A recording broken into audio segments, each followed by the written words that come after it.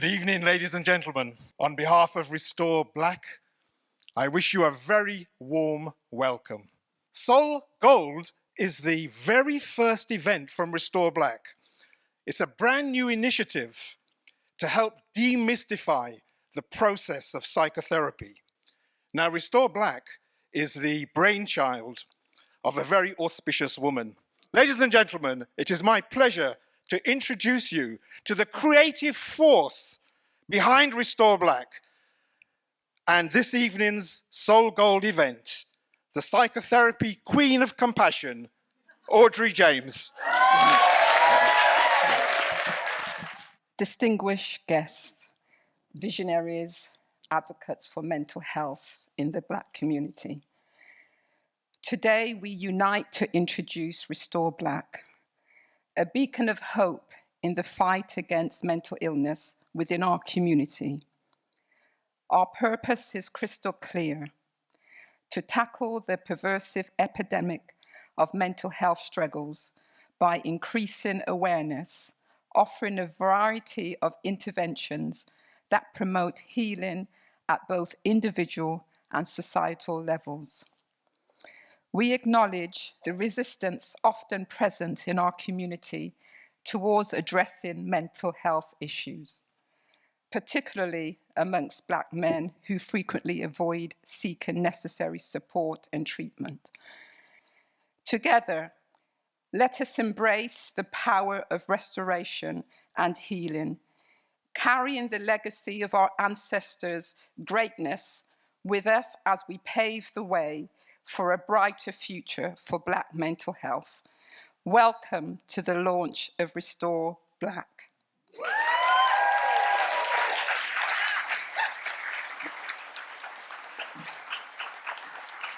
Last year, I booked to see Sarah Brown, and she walked on with such a presence and with such an elegance. And soon as she opened her mouth and started to sing, my chin went into my hands, and I thought, my goodness me, she must have a story. And the psychotherapist in me wanted to know her story. So I'm so honored that she has taken the brave step to be the first person to join me on a live event for a therapy session. Put your hands together for the one and only, the beautiful Sarah Brown.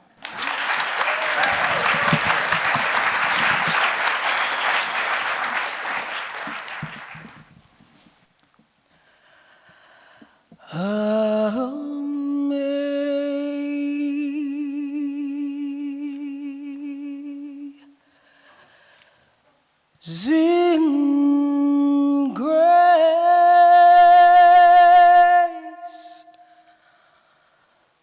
how sweet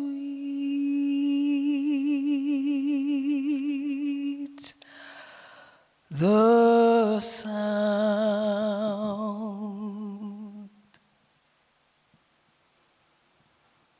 that saved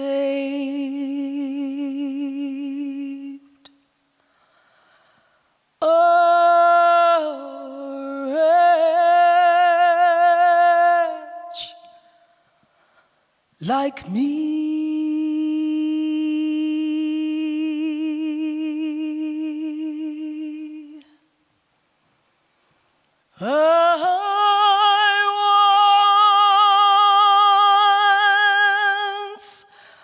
Was lost, but now I'm found. Was blind, but now I see.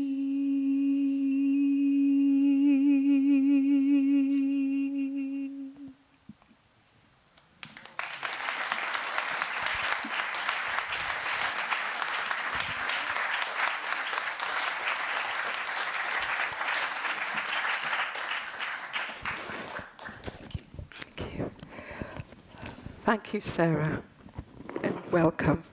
Thank you, Audrey, and hello and good evening, everyone. I had deliberately asked Sarah not to say a word when she walks on stage. I just wanted you to hear her voice, and she would start talking once we sat down. So, Sarah, let me ask you first of all, here we are in front of a live audience for a very deep conversation, therapy session. And let me ask you why you agreed to do this. Why did I agree? Number one, I'm a believer in supporting female entrepreneurism and the female plight, white or black. I'm menopausal. So there goes my engine. That's enough of a reason, to be honest. And so yeah, for a few reasons, but I think that's fair. Okay, yes. So, Sarah, let's start then. We're going to, I know I spoke to Sarah before, and there's no restrictions at the moment on what I can ask and what we're going to do here tonight. So, just like I usually do in my sessions, I'd like to, I'm very interested about the early years of my clients. And so I wonder if you could share something about your early years, parents, your family, siblings, and Okay, easy. My parents were Jamaicans, came to Great Britain, the motherland, with a dream, with a hope that they would make money and go back to Jamaica with that money and buy themselves or make themselves the mansion that they had in their picket fence dream. Of course, they didn't realise that the journey, they had the vision, but they didn't realise that the journey, I think, was going to take as long. They didn't realise that when you live in a country, as we do, as Britain, you're paying utilities bills, you're paying so many taxes, and that's going to really wear you down. And it's going to fight against the passion, the love affair that you have. So by the time I came into the picture, my father, who was a farmer in Jamaica and employed a team of men and women to work for him, he clearly never got used to being the employee and definitely was not used to putting his money down on the table for his wife to pay bills and then not have much money to go and have a drink and have a dance because he was a ladies' man. That brought about a great amount of frustration in him and anger. And so as a child growing up, I remember feeling very frightened all the time because he was angry. And it was a bit of a cycle. He would go out perhaps on a Friday evening and then come back in maybe on a Saturday, sometimes on a Sunday, completely drunk and quite happy sometimes, but other times just really quite volatile. And so for me, the fear was, is he going to hit mummy? Is he going to hit my brother? Is he going to be angry? What mood is he going to be in? That was my environment. That was my experience. That's what I took to school. Fear, shame, that if he and mum had an argument and if he hit mum, I was ashamed. I felt everyone knew. So my whole backdrop to my education was fear and shame. right. So I wonder if you could say more about how you coped with that. What was your coping mechanism? What I learnt, which I think has fueled me and given me tools, maybe it's a good thing or not, but what I learnt was I learnt how to walk on eggshells, and I learnt how to be invisible. And if I had an older sister that had come over from Jamaica, and for her, I was afraid of I was afraid of her, because I don't think really wanted to come to this country. She was very happy in Jamaica. She was being looked after by her grandparents. My grandparents loved her to bits, and my other brother that came with her, and so they came from a cloud of happiness and such great nurturing into this fragile, angry home.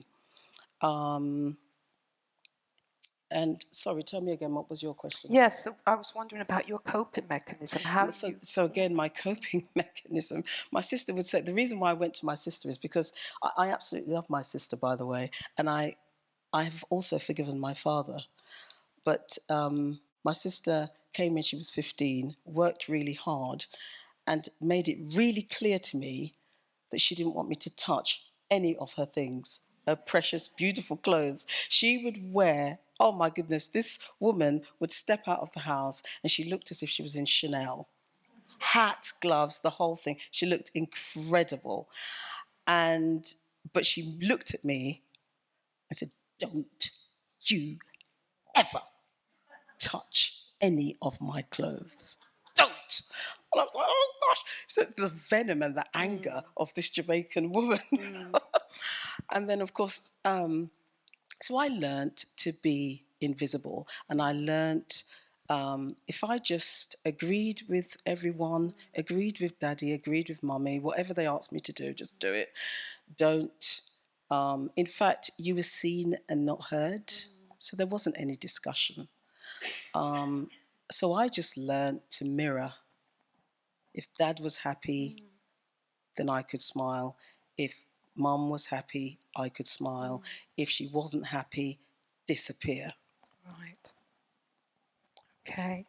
So let me ask you then, sticking with what you've just shared, and you mentioned about the fear, and I'm wondering also about anxiety there. Did you ever become anxious? Oh my goodness. I don't think I was aware of my anxiety, because such language wasn't spoken in our home. You know, my parents made sure that we went to church every Sunday and sometimes during the week. My life was very church-based, and it was kind of black church-based. And that comes with a certain kind of culture, for those of you that don't know. It's just, I didn't listen to secular music. It was sacred songs that were being played mostly in our home, apart from when Dad was playing his reggae or something like that. But I was encouraged, I think that's fair to say, I was encouraged to listen to sacred music. And anxiety, I was a very nervous child. I remember saying to my mum, crying the night before and the week leading up to the 12 plus. I'm showing my age now. Is it the 11 plus? And I was crying and saying to my mum, I'm not going to pass. This is I'm not going to pass. I don't want to do it. And I felt so ashamed and so frightened, and I guess anxious.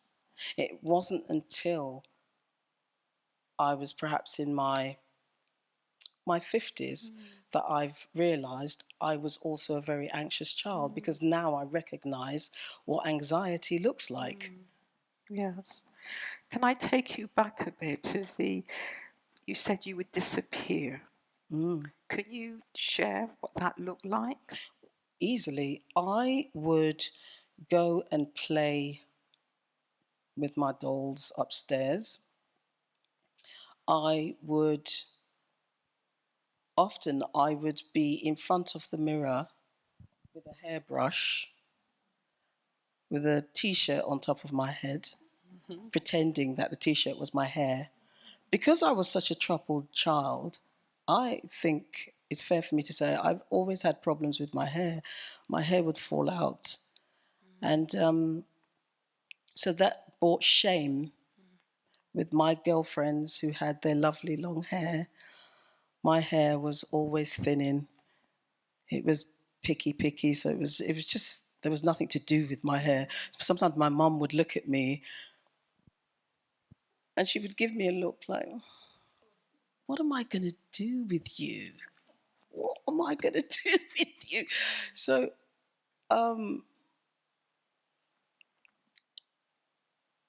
I just learned to keep out of the way. My mum was busy, working hard and trying to keep the ship afloat and trying to keep Dad happy.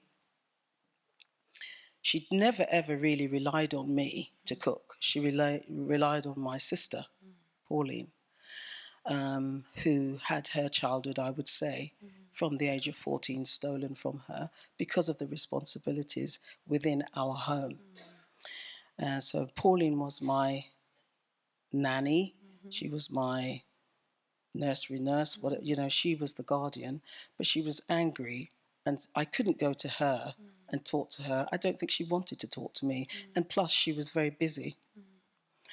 And my mother, as I said, it was about just, Sarah, make yourself busy. Make yourself busy by yourself. Go and play with yourself. You're not allowed to go outside and play with your friends. Go and find a book. That was the tone. So for me, for many years, going to a book to read and to enjoy was a punishment. So I would say, quite honestly, for me, that's how I learnt to be invisible. Okay. So let's talk about your relationship with your dad. You mentioned your mum. What was the relationship with your dad like? He was very strict. He was very passionate. I was afraid. I was just afraid of this man. Whenever he would get in from work, the atmosphere in the house would change. Certainly the atmosphere in me would change. And I learned later on, actually, that I'm a bit of a daddy's girl, but I was just afraid of this man. I wanted to get to know him. I wanted to talk to him, but he was always tired because he worked night work. And then when he wasn't working, he would go out and then come in and deal with, I suppose, coming down from alcohol, coming down from the weed or whatever. He was on a downer, so he wasn't in the mood to talk to his 7-year-old, 8-year-old impressionable daughter. He just wasn't. And he wanted what he wanted, so he would bark when he wasn't happy. And I then didn't approach my father. I didn't. My sister, on the other hand, could speak to him and could soften him. But that wasn't my experience.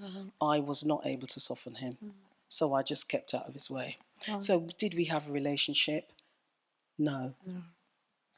So you paint a picture for me. I see this 7, 8-year-old girl, little girl. You're not able to go to your dad because there was fear there. A lot of fear. And you didn't go to your sister because she was angry. You couldn't go to your mum because she was always busy. So I'm wondering about how you learn to, who did you go to? Where did you go to when you were feeling sad? If you fell over, if you were feeling hurt, what happened to those feelings? Because what I'm hearing too is this sense of a disconnect, a dissociation. You would be invisible. Well, at school, in the playground, or let's say, whenever I did, I don't think I sneaked out. Whenever I was allowed to go out and play, which was quite rare, but I did go out and play with my friends. That was always a time of release. I was a tomboy. I didn't really think that I was a pretty girl. I thought that because my hair was falling out all the time, and late now, I've spoken to my sister about this. I've realized that my father would say things, and perhaps he was joking, but to me, he wasn't. So he would say to me that he called me ugly.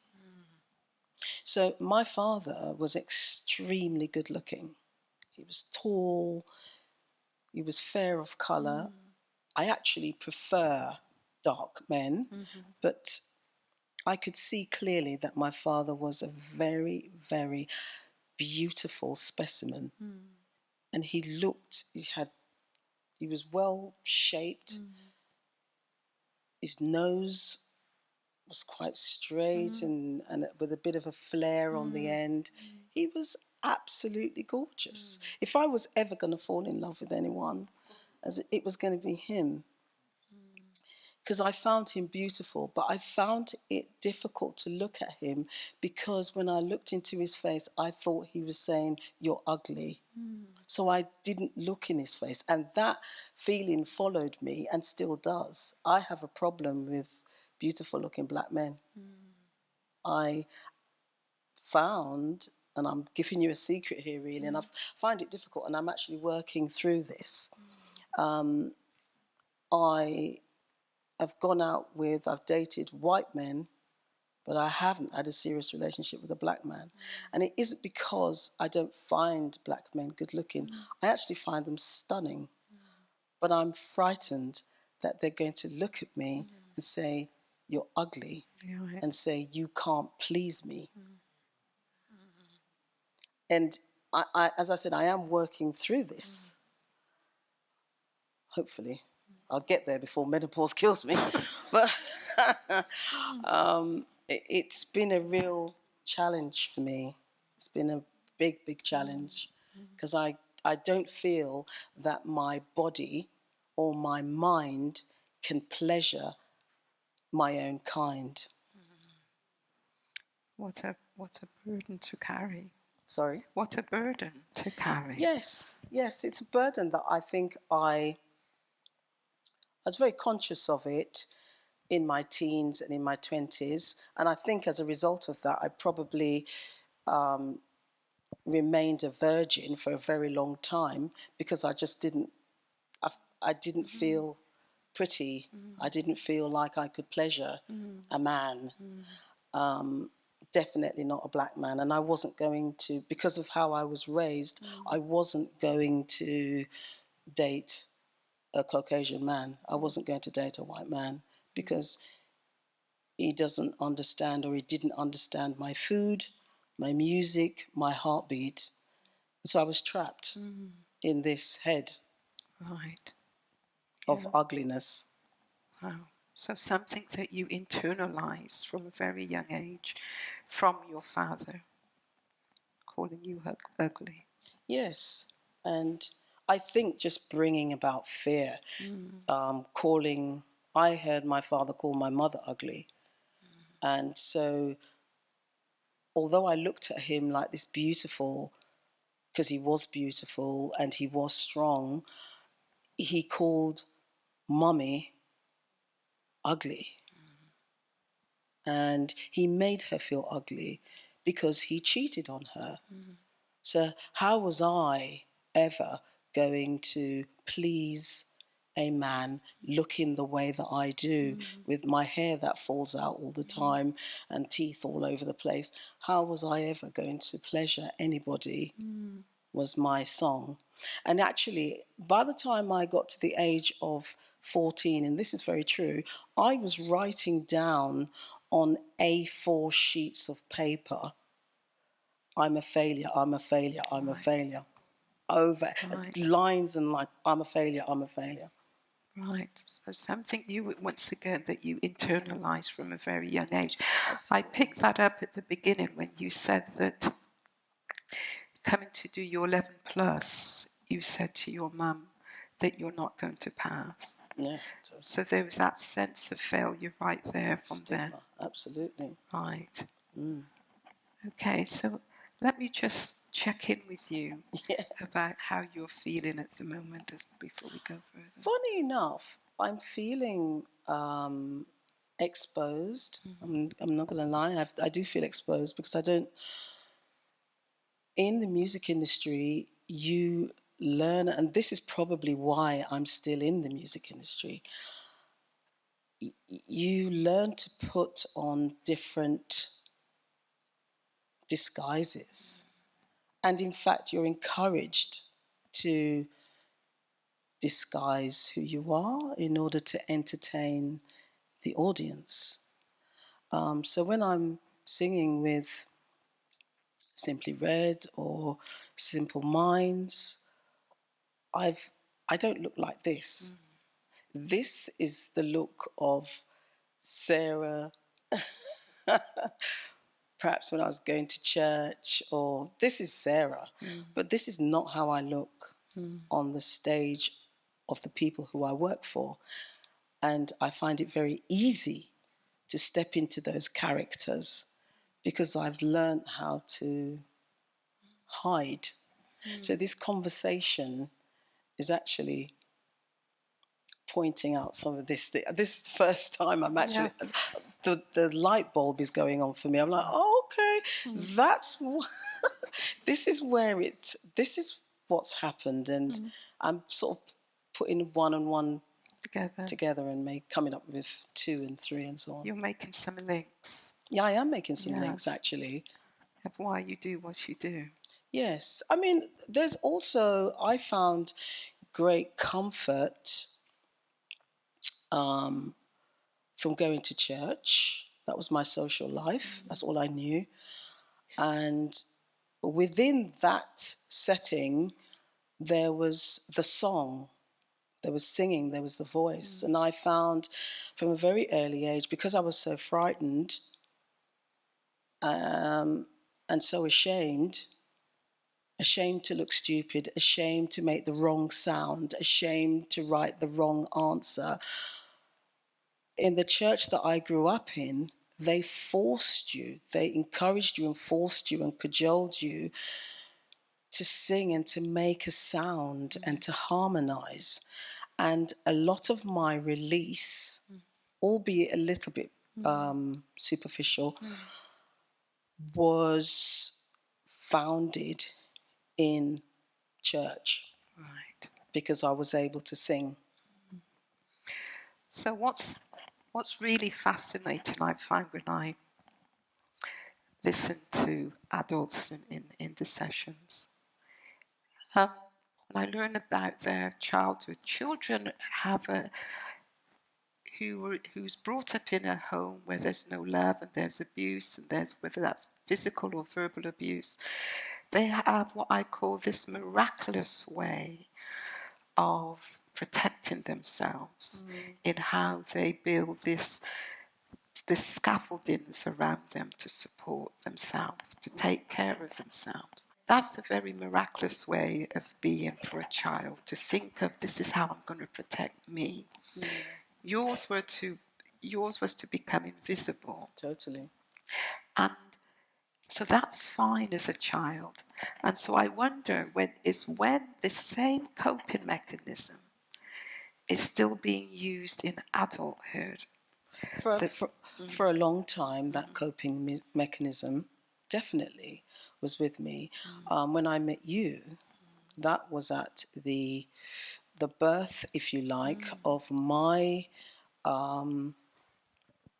me saying to myself, you've got to do this for yourself. Put the album together, believe in yourself. You can sing. Yes, there are people better than you. Barbra Streisand is phenomenal. Whitney Houston is a giant. But God has given me a gift, and no one else sings the way that I sing. I make a sound that is Sarah's sound, and my cry is heard and felt and appreciated more often than not. And now, at the age that I'm at now, when menopause has stripped me of any tolerance, I am saying, fine. If I'm not going to have tolerance with a deceitful husband,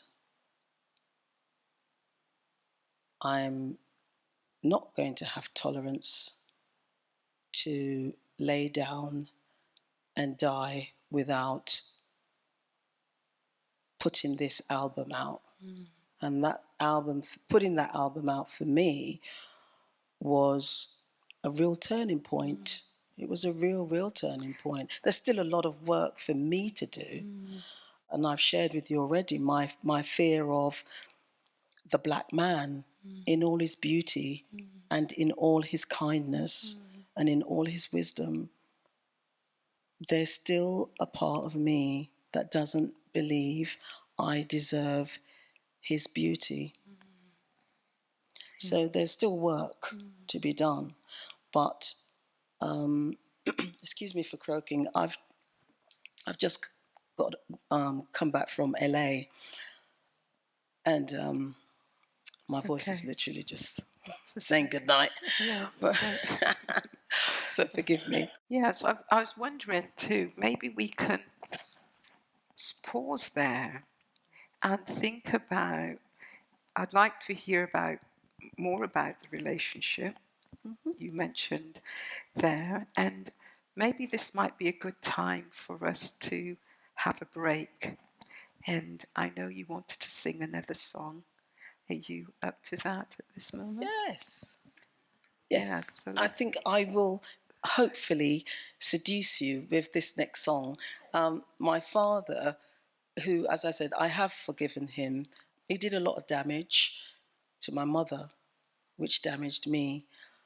But I forgave him, and I was able to sit and talk with him and fall in love with him again before he died. And I'm grateful for that opportunity. So this song that I'm going to share with you is called Just a Closer Walk with Thee.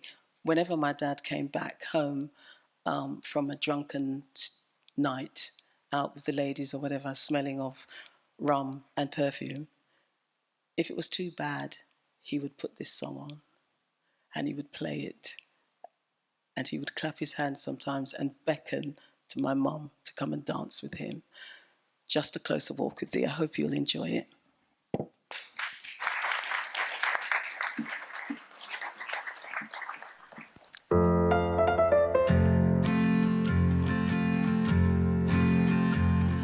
Just a closer walk with Thee. Granted, Jesus, it's my plea. Daily walking close with Thee. Let it be, dear Lord, let it be. I am weak, but Thou art strong. Jesus keeps me from all wrong. I'll be satisfied as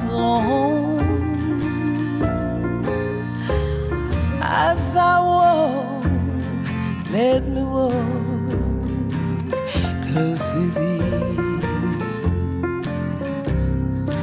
When my feeble life is over, time for me will be no more. Guide me gently, safely over to thy pilgrim shores right along. This is what my dad would do to my mom.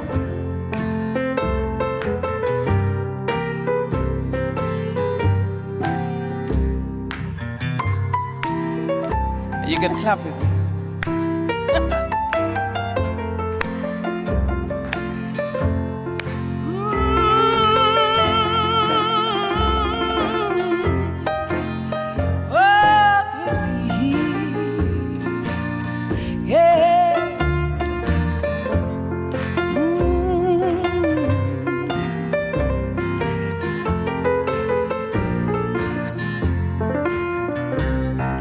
Just a closer walk, just a closer walk with thee.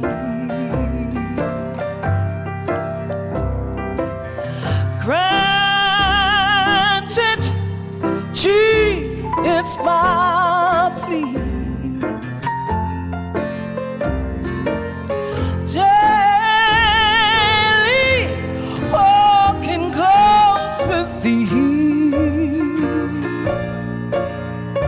Let it be, dear Lord, let it be.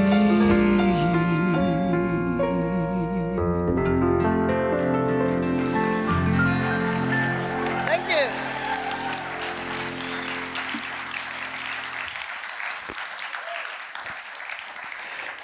Ladies and gentlemen, this is our break. We have an interval now, so please join us again in 15 minutes back in your seats at 8:45 for the next session. Thank you. Oh, well done you. I'd like once again to welcome the beautiful Sarah Brown to the stage.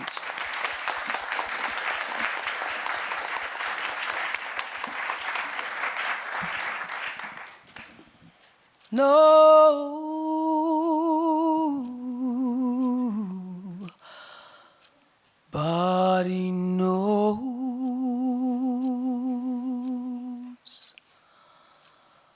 the troubles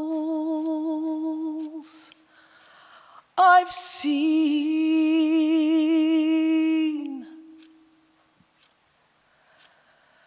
Nobody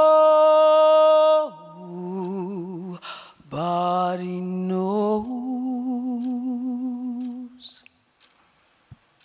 my sorrows.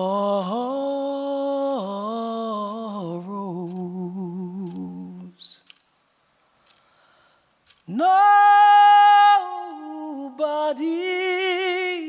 knows the troubles I've seen. Glory, hallelujah.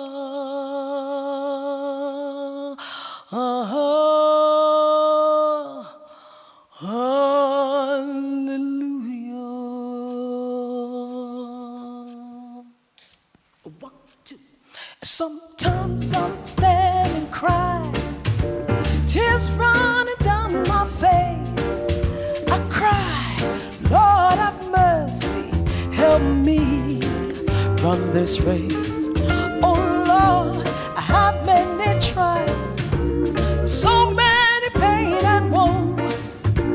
I'm asking faith and comfort, help me to carry my heavy load. I said, nobody knows the troubles I've seen. I sing, nobody knows. But the man in Galilee, I say, nobody knows the troubles I've seen. Glory, glory, hallelujah.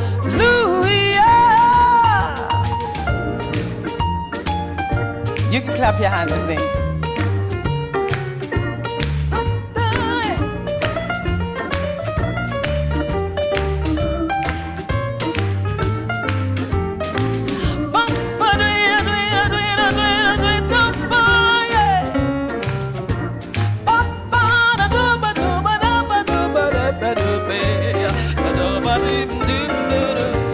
Take it up now.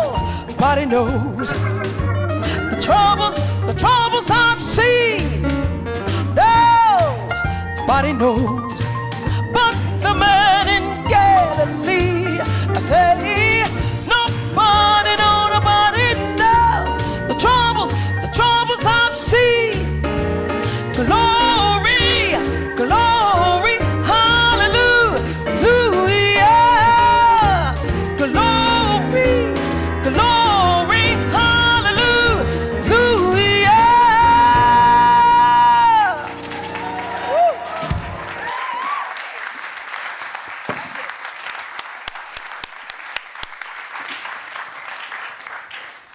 Sarah, thank you for that beautiful rendition. Nobody knows the trouble I've seen. That could be your song, isn't it?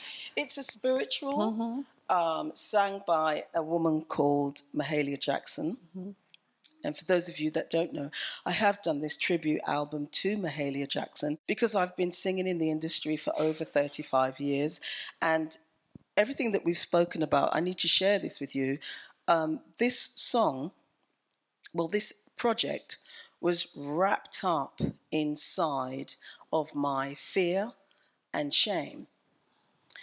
And for easily 25, 30 years, I wanted to do it. And as I said, menopause kicked me up the bum. And I just thought, no, as frightened as I am, as fearful as I am, I'm going to do this. And I don't want to be 65. Nothing wrong with being 65. I'm almost there. Nothing wrong at all. But I don't want to be 65 and having that regret. The regret of choosing the wrong life partner, fair enough. Not happy about it, but to have not done something with my gift, I would have died and said goodbye in a really sad way. So for me, I'm really glad that I've done this. And this song, Nobody Knows, as I said, is a spiritual. Mahalia Jackson, phenomenal singer. And by doing this project, I have vented part of my frustration about being a great fan of Mahalia, but also it's just empowered me, the completion of this project. I've got no money, but it's empowered me to look at myself in the mirror and just say, yeah, you've done this and you can do more. Yes. You know, you can write your story.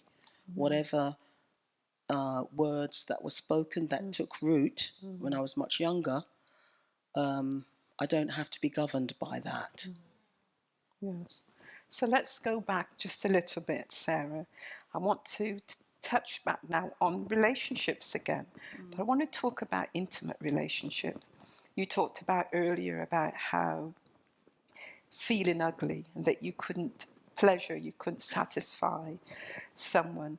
So talk me through, because you mentioned about a failed relationship. Can you talk about that? Yes, I can talk about that. It's difficult, and to be fair, I've done therapy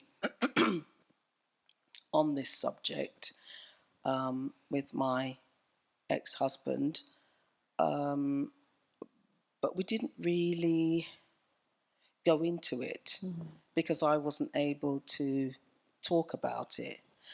I just wasn't able to. So we spoke about lots of different things, but we weren't able to really talk about this. Didn't go to the issue. Didn't go to the issue. Didn't go to the root. We didn't get to that. It was too upsetting. So I'm going to just put it in your court for a second. What is it that you want to know? Well, so let's talk about how, the wanting a relationship. There's, within us, I think there is a desire. We all want to be desired, don't we, at times, especially women, where we're looking for that partner who's going to desire us. And when you talk about your not feeling, feeling ugly, and then meeting a partner, am I correct in thinking that you were married? I was married. Yes, okay. So just share what you want to share. Okay. I think it's really weird, but my husband was a musician. My husband, I was really proud of marrying him because I saw him as someone that was beautiful to look at. And although I came into the relationship and the marriage still with these feelings of, I don't really think I can pleasure you, really. I had this thing in my head saying, Sarah, he's going to wake up one morning and really see what you look like. And he's not going to want to be with you anymore. And I think I did that thing where I became invisible again beneath the mask that I put on in front of him. And there was a mask because he very rarely saw me without extensions in my hair. I was always, I suppose, fasting of some sort to make myself fit into the right size pair of jeans because I knew he liked me in a pair of jeans. And I have to say, I do look good in a pair of jeans when I'm the right size. But so I was doing it for myself, but I was doing it for him as well. But the relationship, the marriage, it's really difficult, this one, Audrey. This is a really difficult one for me. I think you can hear already that I'm not sure. I think you might need to ask me more questions because this for me is a really, really big sticking point. Did you feel loved by him? Did you feel loved? What I felt was adoration from a man who was adoring me, I think, because of what I looked like on stage. And I'm sure that he probably did see beyond that facade, but in my head, I think he adored the persona on stage, and it was only going to be a matter of time before he realised who he really married and what I really looked like. Can I ask you then, whose voice was that? We're talking about what you've internalised over the years up until that point. Whose voice was that in your head telling you those things, that you weren't good enough, that this is going to fail? Or? I think it was my father's voice, but I also think I used to sing in a gospel choir, and we were led by a really strict conductor. And I think it's fine. It's okay for me to say this because I've spoken to him about it. He would say, Sarah, you're not as good as you think you are. And he would say this because the choir was the first British gospel choir to be signed to a major record label, CBS, at the time.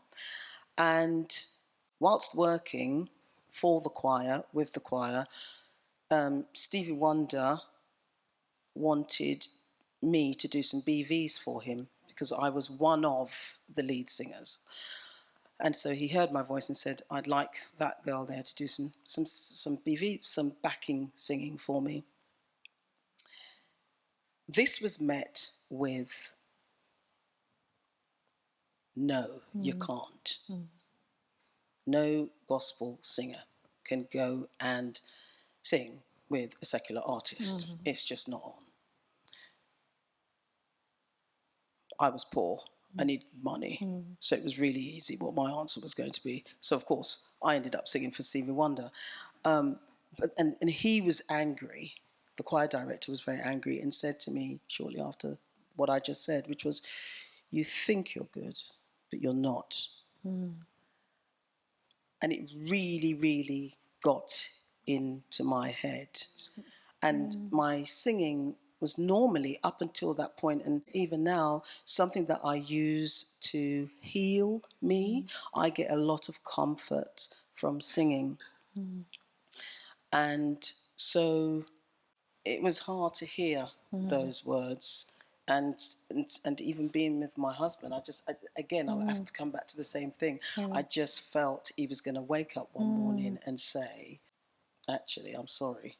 So there's a sense of being triggered every so often. I use this kind of metaphor analogy with clients. If you know, I'm going to use this. We go to the shop and we buy some meat. Just say some chicken, some beef, for example, and you go home and somebody else has already prepared the dinner, so you put the beef in the freezer, chicken in the freezer, and then 3 months later you're not sure what you want to eat, then you remember the chicken and you take it out the freezer and defrost it, and it is as fresh as the day you brought it. And that is how trauma is. When you're triggered, it feels as fresh as the day it happened. Yes, I think the way that myself and my husband separated, it was particularly ugly because I'll put you in the picture, otherwise it doesn't make sense. I put my husband's name on some of on my real estate that I had bought before he and I were ever together. And I'll tell you, I was very lucky at the time, but I'll put you in the picture. It came about because a broker was about to help me to remortgage. I was about to go to America on a tour, and I had a big tax bill that I needed to pay. So I remortgaged the property, I thought, and it was all rushed. So just before I went away, the broker called me into the office and said to me, Sarah, sign on this line. Everything's done. Then I realised what the broker had done. When the broker met me, I was with my husband. He thought that the remortgage was for me and my husband.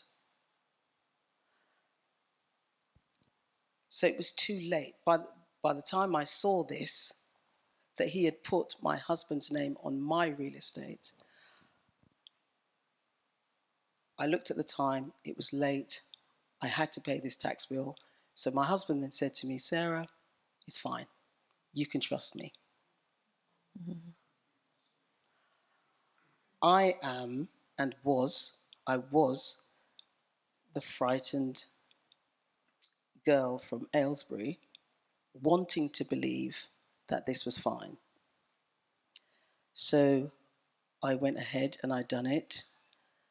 And wow, it was clearly the biggest mistake that I could have ever done, because I gave away in a way, my birthright, all my hard work.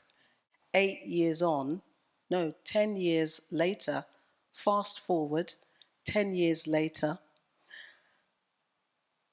I'm in a marriage where my husband hasn't touched me for 9 years. I'm the one that feels or felt ugly. I am saying to my husband during the 9 years where he's not touching me,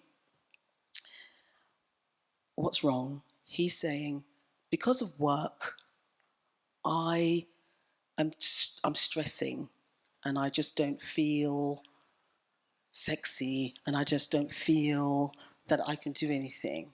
And so I walk away and I leave it at that. I don't cheat, I don't do anything, I just accept. And it wasn't until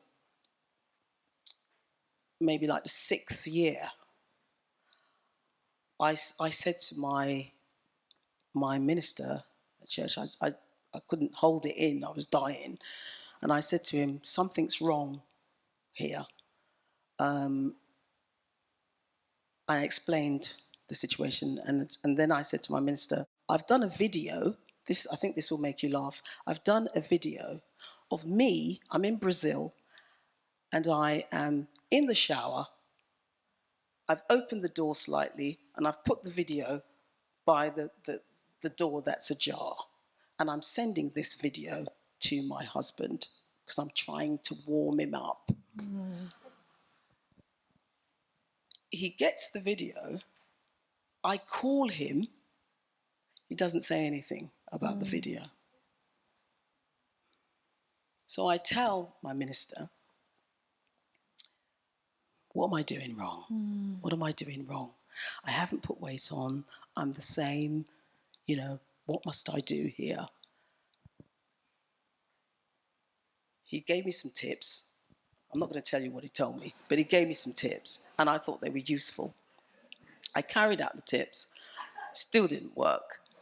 Then time went on, and by about the 9th year or so, again, I went out shopping, bought some lovely attire. I was away, touring, got back, and you would think 2 months. I was like, oh God, I need to be touched. I came back, got dressed in my wonderful attire, came downstairs in my wonderful underwear, high heels, stockings.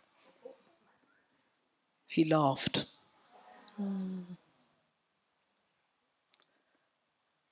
I can't tell you how difficult it was. And then he said to me, when I realised it just wasn't going to work, I went upstairs, put the baggy jumper on, and came back downstairs in some Wellingtons. But then it was obvious that something was wrong. And so I said to him, look, we can't continue this way. Something needs to change. And he said to me, I'm not going to divorce you. If you want to leave, you can leave. But I'm never taking my name off of those properties.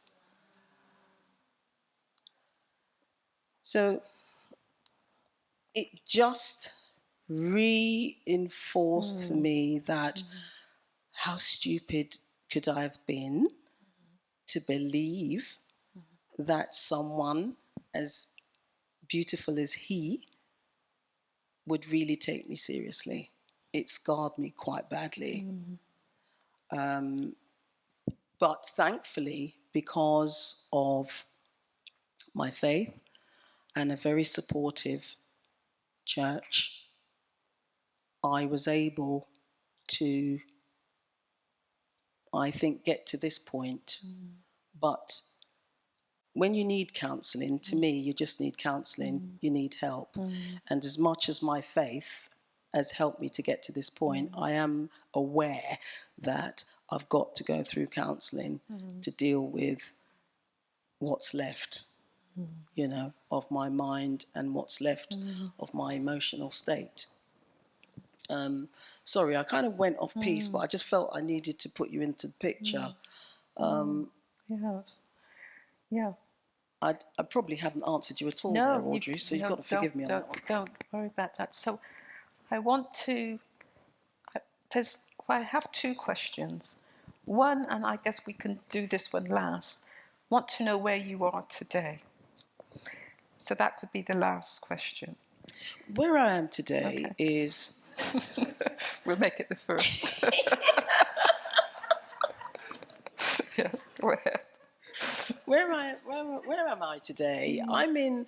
One of the things that I've done, as I said, is this album. So I'm not now looking at my shame. I'm looking at the warrior Sarah who took this project, which I didn't think would come to anything, but was absolutely loved on Woman's Hour, was graded one of the top 10 albums of 2023.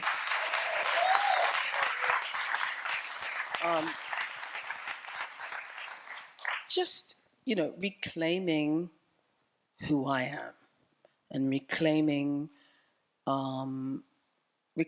if you like, the child that was told she was ugly, the child that felt she was ugly, and the child that...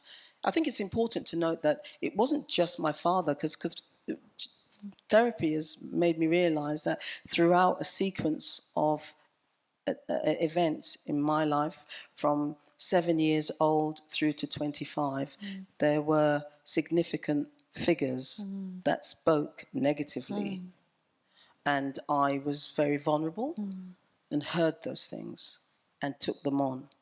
And it didn't do too well. That's where I am today. I am not in a place of shame. Fear, if I have to stand by that microphone and sing, I do feel fearful. I'm not going to lie, I do feel fearful. But I know that it's something that it's almost a figment of my imagination. And I do feel the feeling of, Sarah, don't do it. You're going to bore people. But once I start singing, something happens and I'm fine.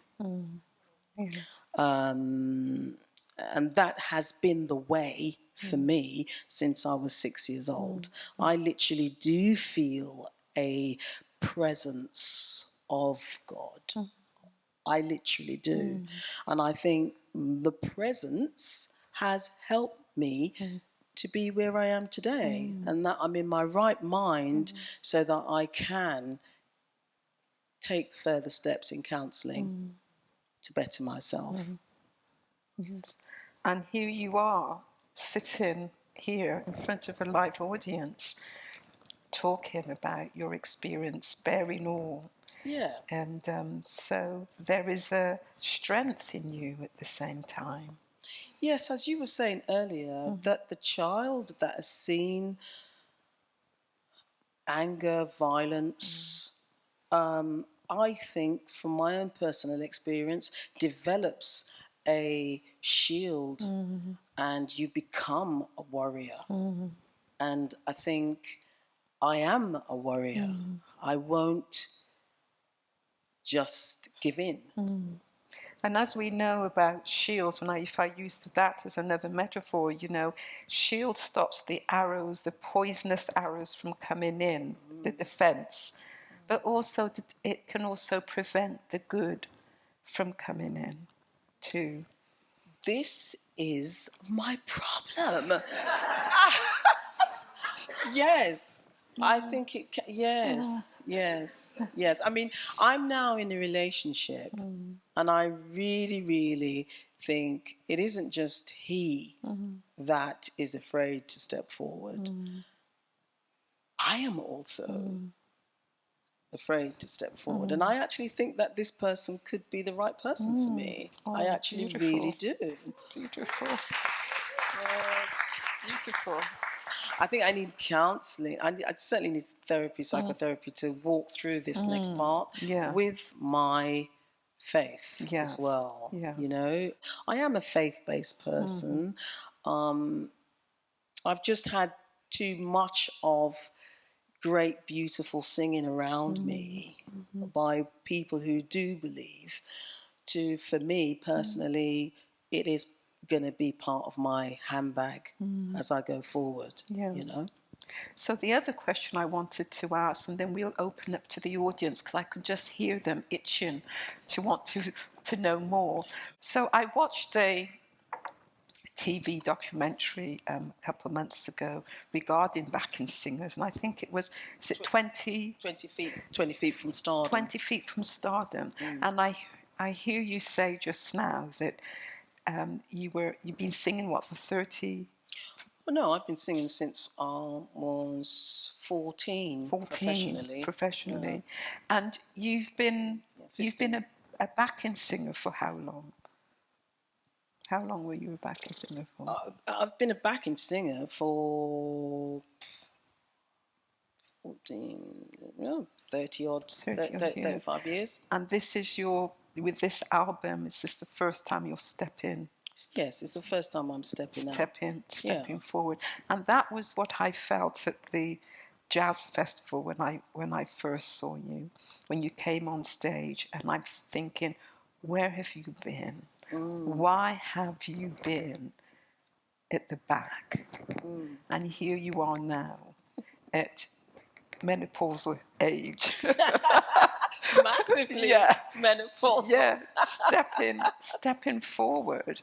Yes. And what does that feel like to be able to now step in front? Again, I think it feels amazing, and I'm glad that it's happened now, because menopause has given me a challenge, and the challenge is kind of shrivel and be invisible, or put my extensions in when I'm in the mood, put my afro wig on when I'm in the mood, put my headdresses on, depending on what mood I'm in, put my heels on.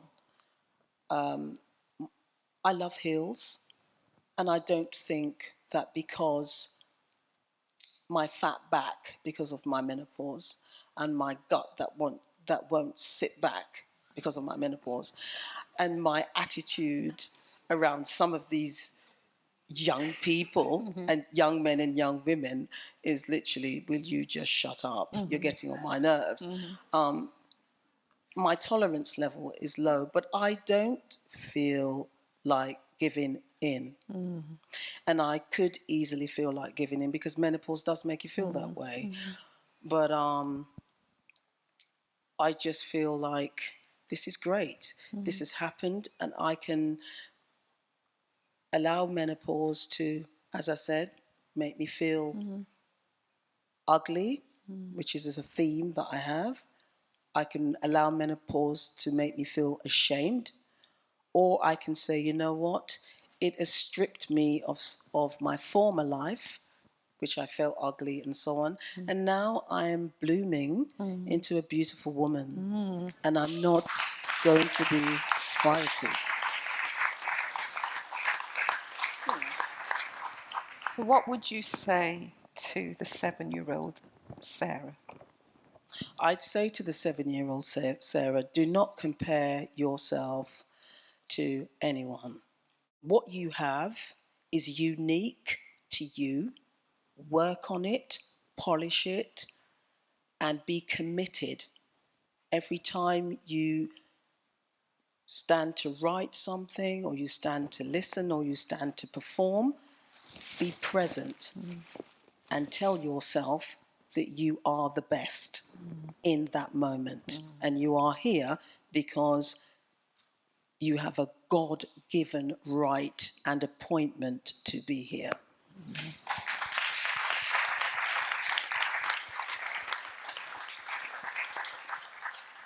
Thank you, Sarah.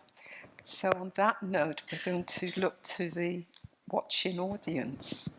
So if there's anyone who has a question for Sarah or myself, please feel free to raise your hands. Hi, Sarah. Good evening. And hi, Audrey. I just want to say thank you for being here and thank you for sharing. I've really enjoyed listening to you. I admire your courage. And I have also been told growing up that I wouldn't be, to be honest, I was told that because I was dark skinned, because I'm black, I was too black, and anything that's too black can't be anything good. And this was from an aunt. So I just want to applaud you. Thank you for being here and thank you for sharing with us. And I just hope that going forward in your journey, you can begin to see that you're perfect, perfectly you, with or without headscarf or hair or anything. In fact, I'm liking this trend that's happening now among black women is that they're removing the weaves and the hair and they're just wearing their hair low. Absolutely. And I find it amazing. And I think you should embrace that. And that's my wish for you going forward, however you choose, to do it. But I just want to say thank you. And, you've been a great inspiration to me. So Thank you very much. Beautiful. Beautiful. Do we have just here? Okay. Well, this has been an amazing evening. Thank you so much to both of you. My question is actually to you, Audrey, because in your introduction, you kind of made some statements about the community having anxieties about going into therapy, etc. I just wanted to know, to what extent do you weave an understanding of the past? You talked about the trauma of the past. How does that feature in your therapy? Yes. Because what Sarah shared, Yes. and even what the brother has just Yes. said, speaks to a trauma Yes. that hasn't really been recognised. Yes. So I don't want to know how do you work that in a way to contextualise the individual trauma Yes. that's in front of you? Yes. So when, clients come in, and it's interesting to see how they come in. As a psychodynamic psychotherapist, I look at or listen to what we call the unconscious. And sometimes they don't recognize their trauma and that the trauma is held in the body and how they sit. And sometimes I see clients will come and want to, if this arm of the chair could move, they would sink into it. So I do ask them, what happened to you? Something happened. Or they'll sit like this. I watch the body language and they'll sit like this. They'll come with bags upon bags upon bags. And so with asking them that question of what happened to you, it almost hits them. And some clients, when I think of what you just shared about being, you would disappear, clients will disconnect. And when clients disconnect, they can't feel. And so part of my work is helping them to name their feelings. So when they say to me they don't know how they're feeling, I have to really continue to work with that, sometimes for several weeks, several months, because they don't have the words, especially if a parent wasn't there to say how they were feeling when they hurt themselves or they had to dissociate, go into this fairy tale or daydream world. So I talk to them about what happened, and sometimes I have to name it when they can't think. And I said, well, there was what's the word when a child has been if there is neglect, and some of them cannot bear to hear that word neglect, and then they get it. Then they start to think what they didn't have, all the experiences of not being held, being left to fend for themselves. Because when somebody doesn't get touch, babies, when they're born like this. And what they need from us as parents, as caregivers, is to be held, is to help them to regulate their feelings. And sometimes I will say to clients, just sit and hold yourself. Just sit and it's foreign to them. So we have to go slowly, because what I don't want in the therapy room when I'm speaking to somebody who's traumatized, who sometimes don't realize they're traumatized, is I don't want to re-traumatize them. So I have to tread and I have to go at their pace. It's their agenda. I don't have an agenda for them. What I want to bring to them is a very safe and secure environment. And that is why it's so important that we meet at the same time, the same day, every week. And it's also very important how I have my room, because I don't know what they're coming from. So when they come in, they can feel this sense of lightness. I hope that helps to answer the question. Just slowly help them to get there, to find also their anger. Because there is also anger, because fine clients want to please me. You know, they want to come in and say, oh, I like your shoes. And they want to keep it away from themselves. So I have to bring it back to them and wonder with them, what is it they're not wanting to talk about? Because sometimes they're not used to somebody listening or caring for them and wanting to hear from them. Yeah. I hope that answers. Michelle. I'll keep the mic close by. Thank you so much, Sarah. You really drew us into your world and your experience. And I was just sort of, it's a very brave thing to do, to have live therapy with a room full of people. It's brave to do it one-to-one, much less in a room. So I was just wondering how that experience was for you and how you're feeling now. To be honest, I think it feels really refreshing, because the culture that I was brought up in, my mother was I've always been quite emotional. And I just remember Mummy saying, all right, shut up, no, shut up. you know. And so I just feel that being a woman, a menopausal woman as well, menopause hit me at 39. So it was quite early in the day. And I just feel I need to be honest now. I've been stripped of so much. So why not just take your knickers off and let everybody see what's going on? That's how I feel, really. I just really just feel, to hell with it. Stop hiding and stop, not telling the truth. Just be honest about my personal experience. You may have had the ice cream and liked it, but I didn't. And I just feel it's important for me to empower with my truth. You will hate it or you may love it, a bit like avocado. Do we have another question? Okay, we're going along through. And then we have one right there at the back after. See you. Thank you. I was listening to, thank you very much to both of you. Thank you.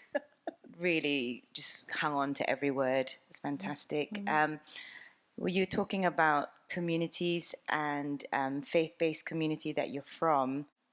I myself also go to church, and I know that the community, similar community to yourselves, it's not about, they don't talk about therapy. No, they don't. So how do you think faith-based communities can support talking to therapists? And how, besides this type of event, what else could they do? Even from leadership in that sense. I'm a complete believer. I'm always saying it to my sister. I just think the more of us who are faith-based can be honest about our faith and the effects of it, but also what's going on when you've left out of this wonderful place where everyone's united, and there's this beautiful feeling. Sorry for those of you who aren't faith-based, but try and stick with me for a second. There's a lovely feeling of release, but the reality is, and I'm very happy to put my hands up and say so. The reality is, I needed to talk. I needed to talk about my marriage. I needed to talk about my ex-husband and what he'd done to me. And I needed to say that, you know what? Yes, God loves me. I feel the presence of God and I feel that love in that moment. But right now, let me be really honest with you. I absolutely hate what my ex-husband done to me. And I hate his guts, actually. And I think I needed to say he was a bastard. And he treated me like a piece of nothing. And I gave him my all. And I need to be able to say that and not feel that because of the grace of God, I am not allowed to say that and feel that, because that is an absolute lie. You are going to feel angry. Sorry. You're going to feel angry and you've got to deal with it. And prayer does help, but so does counselling. So the two together, for me, I can't speak for anyone else. And I do apologise again if you're not faith-based. I'm not preaching at you. But for me personally, my faith has helped. But I have had to also do therapy. And I will sing that on every mountain that I get to. I just feel going to church alone isn't going to cut it. Yes. And I think one of the things to remember is that many ministers, they are trained to preach, but they're not trained to be therapists. And I think that's important to remember. And you know what? As I would say to people from my church or whatever, that's okay. It's absolutely fine. You've given a great sermon. The choir was wonderful. I actually feel enriched and empowered. And in that moment, I actually do forgive my husband, I think. But by the time I've gone home and I'm not reading the scripture and I'm not listening to those songs, actually another colour comes and I want to throttle him. So, let's just get real. Thank you for being real. Thank you.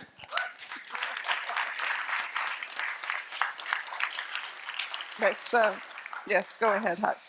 Thank you. So thanks so much, Sarah and Audrey.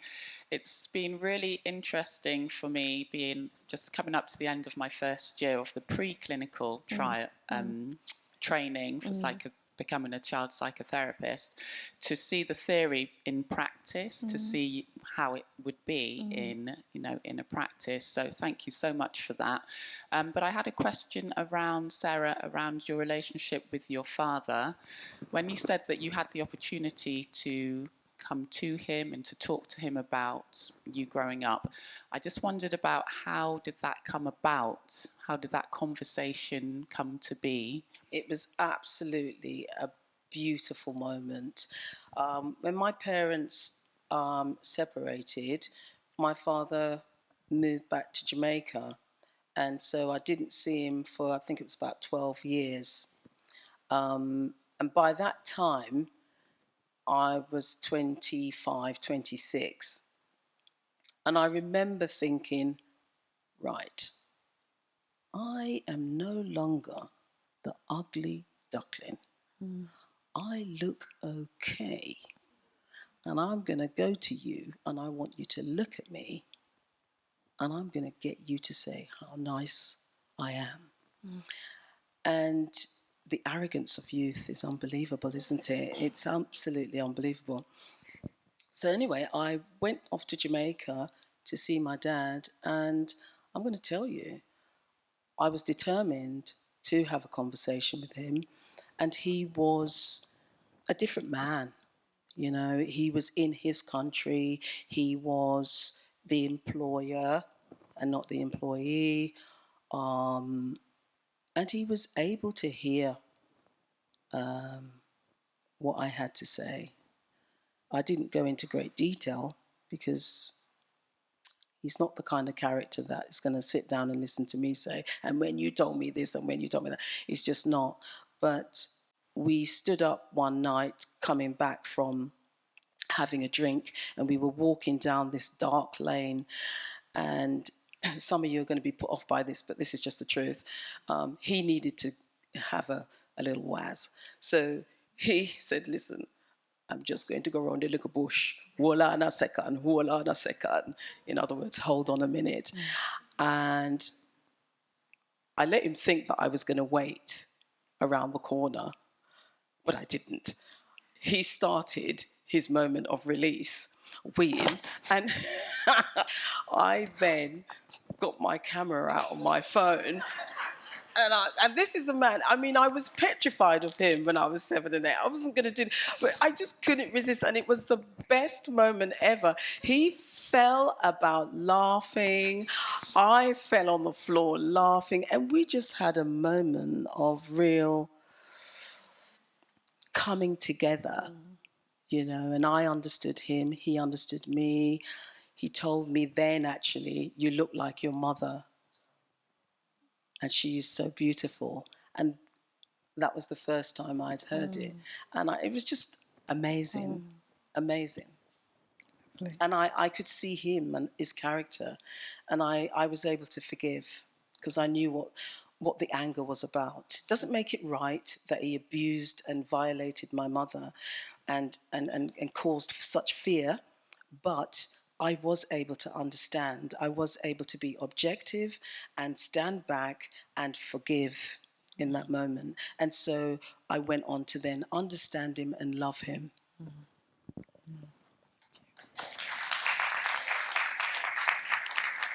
Thank you. I think that we will end that here. Sarah, I want to personally thank you for joining us this evening and for being so open. I want to thank you for, you didn't know me. I just kind of came to you at the end of your performance and sat and we took a photograph together and we exchanged numbers, and you were so true to your word. And when I contacted you and asked you if you would do this, and you said yes. And I thank you for that, for honouring me in that way and supporting me in that way. Thank you. Thank you. My absolute pleasure. Thank you. And so, so before Sarah goes, she's going to sing one more song. No, you're not going to sing. I think you've had enough. No. But before you sing, Sarah, Mervyn, you said you might want to say a word or two at the end. Maybe this is a good time to do that, and then we'll ask Sarah to close us out. No, we know it's not easy to be that open, that vulnerable, and to share so deeply. You know what comes to me, though? It's the power that each one of us has with the words that we use and the touch that we might give to each other. And that those words can make someone proud and strong and secure and believe in themselves, or we can diminish them. So if I'm going to take anything away from this, and I hope you too, is use your words beautifully. Use them carefully, knowing that they can heal, they can build, they can encourage. But thank you so much for taking the time to come and to see our baby being born. Okay, Sarah. Okay. This last song then is called I'm On My Way. And Mahalia Jackson really sings it beautifully, and I hope I can capture it. It's basically whatever happens. And I needed to put this on my album because my husband was just so devastatingly wrong. I had to say to myself, listen, yes, I am on my way. And no matter what happens, no matter what you say, I'm going to go where I need to go. So I hope you enjoy it.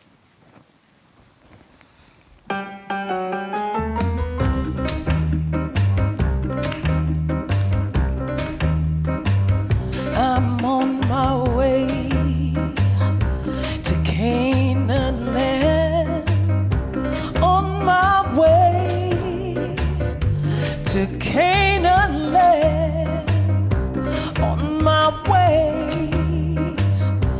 to Canaan land, on my way, glory, hallelujah, I'm on my way. Well, I'm on my way to Canaan land, on my way to Canaan land, on my way, Canaan land, on my way, glory, hallelujah, I'm on my way. If you don't go, don't you enter me. If you don't go, don't enter me. If you don't go, don't enter me.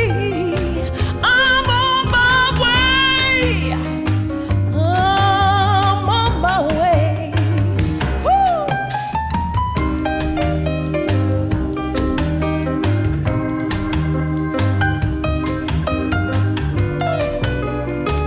Love this song.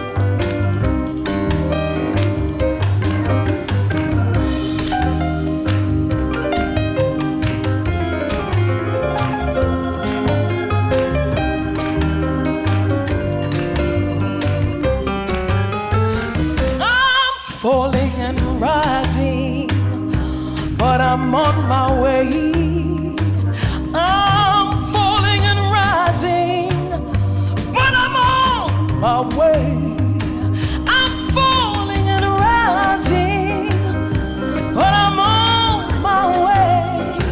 I'm on my way. I'm on my way. If you don't go, yeah, don't you enter me. If you don't go, don't enter me. If you don't go, don't enter me. I'm on my way. I'm on my way. Yay! Woo! Woo! That's my sister.